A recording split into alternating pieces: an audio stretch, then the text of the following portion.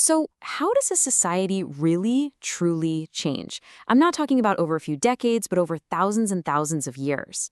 How do you go from small groups of people, chasing herds across a frozen landscape to actual kingdoms minting their own coins with the names of their rulers on them? It's an incredible story. All right, let's jump right. What we're going to do here is take a journey through about 10,000 years of British prehistory. Now, this is a story that unfolds long before a single word was ever written down. We're going to trace the path from the very first foragers who walked the land all the way to the powerful Iron Age kings who would mark the beginning of recorded history itself. To really get where this story is going, we have to go way, way back to the beginning. And you have to picture a world that would look almost totally alien to us today. It was colder, it was starker, and most importantly, it was all connected. Okay, so first things first, you have to completely forget about the English Channel. It just wasn't there. For a huge chunk of the Stone Age, Britain wasn't an island at all. It was basically the northwest corner of Europe. You could have literally walked from what is now Germany across this vast, cold plain and right into Britain. And who were the people living here? Well, they were hunter-gatherers. Their entire lives were a constant search for food, always on the move, following the seasons and the huge migrating herds of deer and horses. They didn't build towns or anything like that. They just had this incredibly deep knowledge of the land, making temporary camps and then moving on when the animals did. Then, in what was basically a geological heartbeat, everything changed. The last great ice age started to thaw, and all that meltwater flooded into the oceans. Sea levels rose like crazy, and about 10,000 years ago, that land bridge was gone for good.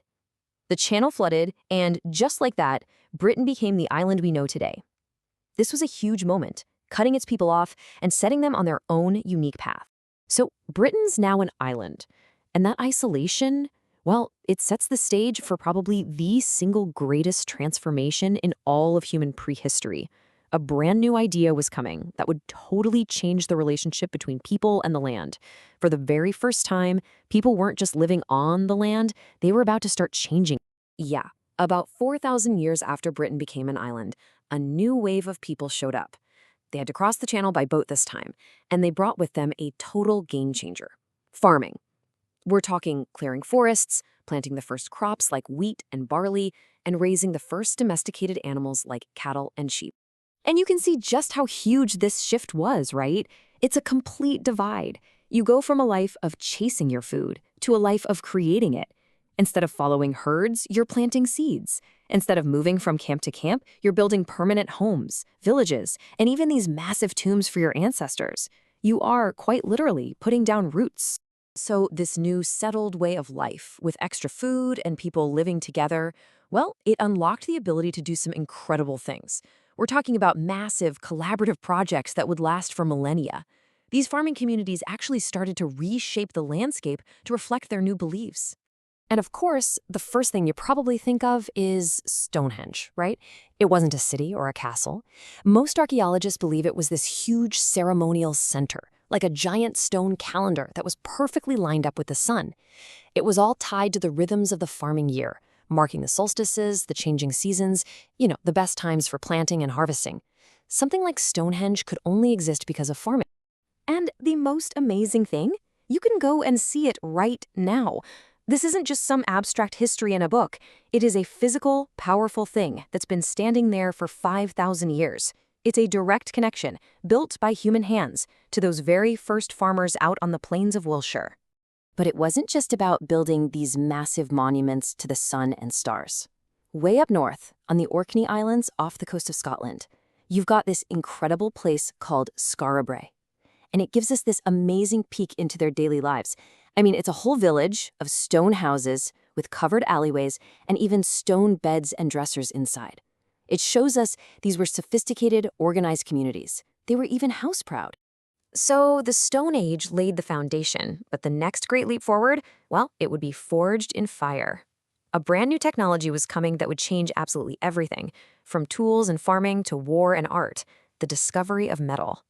And this change really happened in two main stages. First up, around 4,000 years ago, people figured out how to mix copper and tin together to create a brand new, super strong alloy, bronze. It was tougher and could be molded into all sorts of complex shapes. Then, much later, They mastered an even stronger and, more importantly, way more common metal, iron. Each step was a massive upgrade for society. So what was life like back in the Bronze Age? Well, you'd find people living in these distinctive circular homes we call roundhouses. They honored their dead in big earthen mounds called round barrows. But more than anything, they were just incredible craftspeople. They weren't just making tools, they were creating these absolutely beautiful objects from bronze and gold. It shows you this wasn't just about survival anymore. This was about culture, art, and maybe showing off a little bit. The arrival of iron, which was way easier to find than the stuff needed for bronze, basically supercharged everything. Communities got bigger, more complex, and you know what comes with more people and more valuable stuff? Yep, more conflict. For the first time, we start to see these massive defensive structures being built all over the place. We call them hill forts.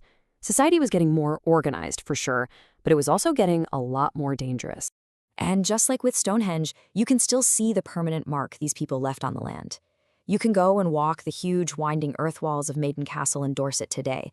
And when you're standing there, you can just feel the incredible amount of work it must have taken. And you can imagine the kind of organized society needed to build and defend a place like that. It's another one of those amazing direct links to our deep past.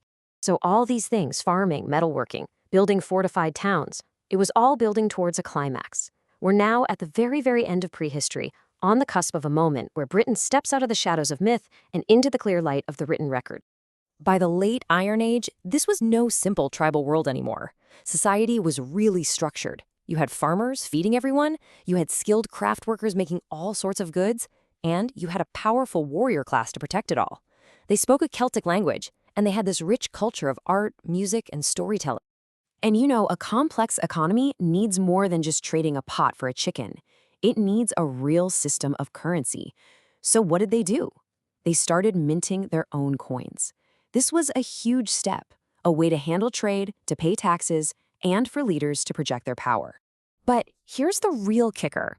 When archaeologists looked closer at these coins, they found something that changed everything. These weren't just bits of metal with random symbols on them. For the very first time, they were stamped with letters, with words, with names. The names of individual rulers, of Iron Age kings. This is it. This is the moment. The line between prehistory and history is right here. It's the line between the anonymity of a whole group of people and the identity of a single named person. The second a king's name is stamped on a coin, we leave the world of pure archaeology and we enter the world of the written record. History, in Britain, has officially begun.